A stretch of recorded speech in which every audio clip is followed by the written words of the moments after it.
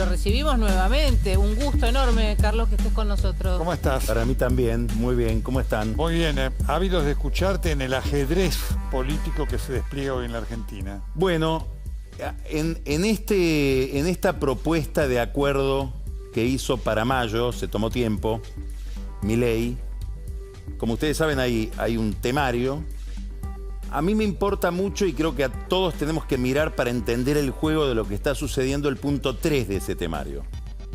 En ese punto, el presidente plantea un objetivo extraordinariamente ambicioso, que es que el gasto público, nación, provincias y municipios, vuelva a ser, en relación con el producto, con el total de la economía argentina, el 25%. Hoy estamos en 45%. Es decir, un recorte de 20 puntos que nos pondría en la situación en la que estaba el país en relación con la dimensión del Estado anterior al kirchnerismo. Es decir, sería como volver al año 2003.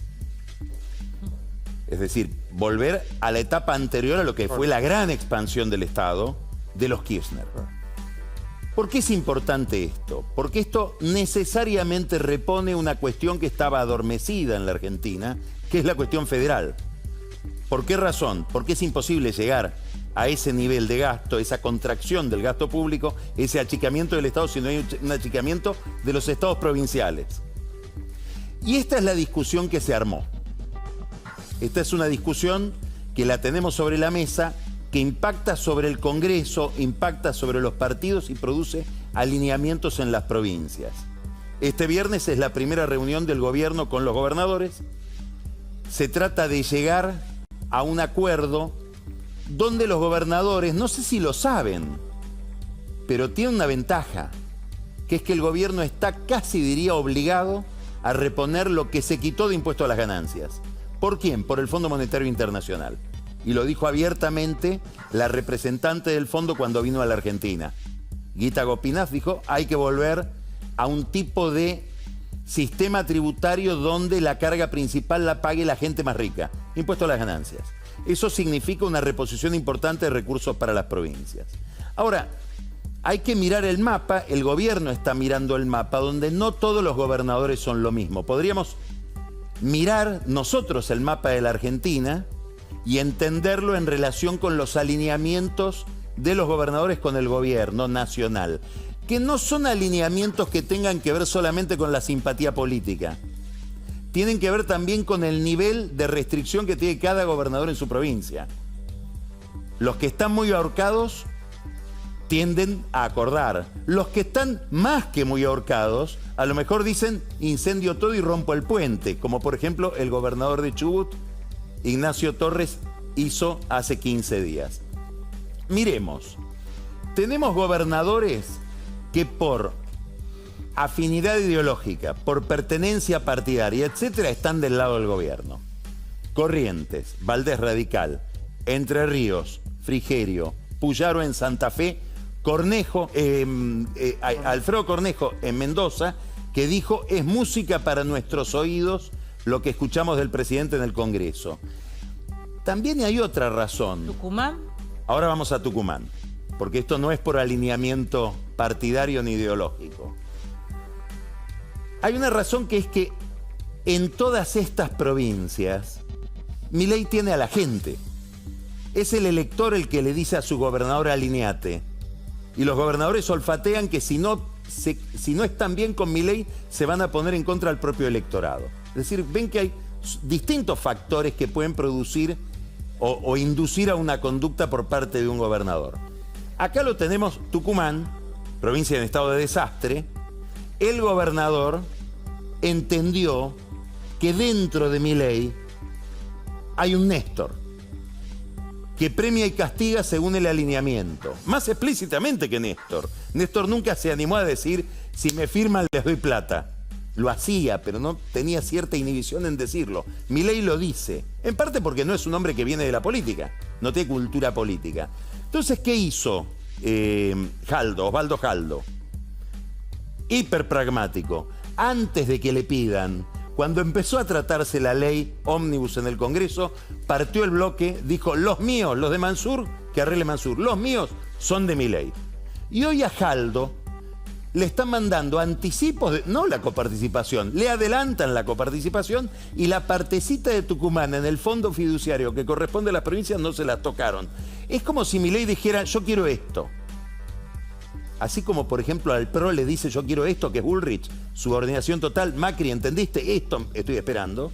A los gobernadores les dice, yo quiero que todos sean Jaldo. Hay otro grupo que es un grupo que por ideología, por el alineamiento partidario, por la situación en la que se encuentran con el gobierno nacional, por la situación de su electorado, está en contra de Milei. Acá tenemos Grande, provincia de Buenos Aires, Kicillof, Cristina. El gobernador Siliotti de La Pampa, que es el único de todos los gobernadores que dijo ese pacto, yo no lo firmo. El gobernador de La Rioja, que es un hombre que había dicho, Renuncia. me voy, renuncio si gana Milei, y el gobernador de Formosa, Sylvain Frank, que es probablemente el alfil, la pieza más importante que tiene Cristina Kirchner en el mapa federal, a tal punto que el Congreso, el Senado peronista lo maneja Mayans, que es un hombre de Sylvain Frank. Y después tenemos las provincias claves, que son las que van para un lado o para el otro, como son Chubut, Río Negro, Córdoba, muy discretamente desplazándose Santiago del Estero, Catamarca y Jujuy, y Salta. Acuérdense que este acuerdo nace en Salta el 20 de febrero, día de la batalla de Salta, cuando va Guillermo Francos, el ministro del Interior, a reunirse con gobernadores deliberadamente convocados de estas provincias por el gobernador de Salta para decir, tenemos que salir de este pantano. ¿En qué consiste la negociación? En ver cómo ambos bandos llegan hacia el centro. ¿Desde dónde? El gobierno diciendo, no negocio nada. Subordinación. Lo que dijo Milei en el Congreso. Me firman la ley, me aprueban la ley ómnibus a cambio de firmarme este documento que lo hice yo. Es decir, no se sabe dónde está la otra parte en ese acuerdo. Es Milei contra Milei. Eso es una posición extrema. Ya dijimos recién, por ejemplo, les va a tener que dar el impuesto a las ganancias porque se los piden de afuera. Él lo va a presentar como que lo da él a cambio de otra cosa. Los gobernadores, ¿qué pueden decir? Armamos algo muy difícil de hacer, pero lo pueden decir. Armamos un bloque en el Congreso muy importante. En el fondo esta es la idea que le gustaría a Cristina. Y te coparticipamos todos los impuestos sin que nos preguntes. Coparticipamos el impuesto país, que es el impuesto estrella, porque es el impuesto que se incrementó muchísimo desde la devaluación. Coparticipamos el impuesto al cheque. Reponemos el 30% que le había dado a las provincias Cristina en el momento en que se enfrentó con ella durante el conflicto del campo, 30% de la recaudación de la soja. Reponemos por ley el incentivo docente. Además te volteamos el decreto.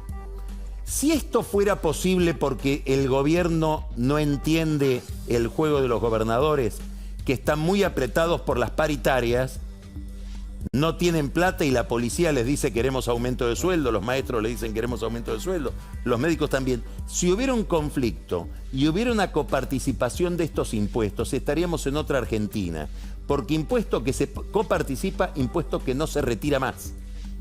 Es decir, viviríamos eternamente ya con el impuesto al cheque, con el impuesto país, etc. Y el gobierno se vería colapsado. Es decir, si todos esos impuestos se coparticipan, muy probablemente Luis Caputo no tendría ninguna viabilidad para hacer su programa. Estamos en esos dos extremos. Lo lógico sería que se entiendan, sería absolutamente ilógico que no se entiendan. Habrá que ver cómo llegan hasta el centro y dónde se pone el medio, si más cerca de Milei o más cerca de los gobernadores. Ese es el ajedrez que empieza esta semana. Impecable, Carlos, como siempre. Gracias. Gracias.